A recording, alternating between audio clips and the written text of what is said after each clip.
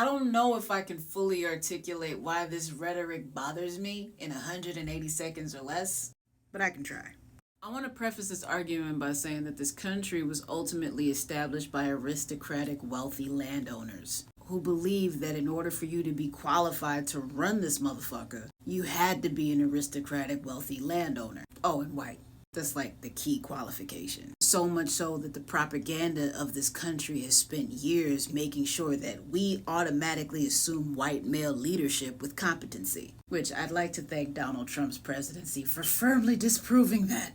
It was a heavy work, but somebody had to do it. I don't like the rhetoric that the country isn't ready for a woman president because it excuses the work that's involved in order for you to convince a population that a woman is capable of leadership.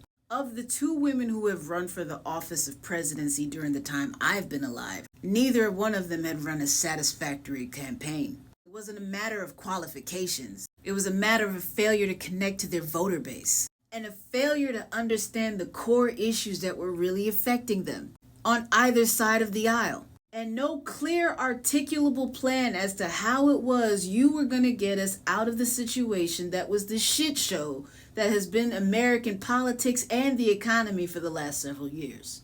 And I feel like too many people were quick to rush and blame that on gender. Now, while gender certainly didn't help, it wasn't the main thing that counted against them. It was the fact that they didn't know what the fuck they were doing.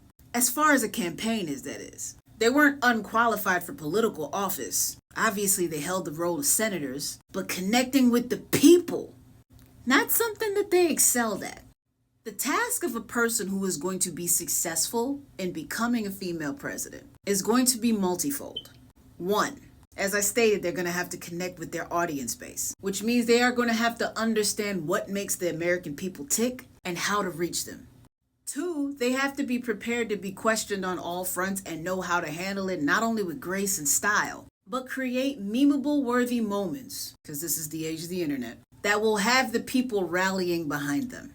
And three, they are going to need an adequate partner running beside them. Someone who can add that much needed vote of confidence that'll say, not only do I support this woman, but I will go to war and ride at dawn for this motherfucker.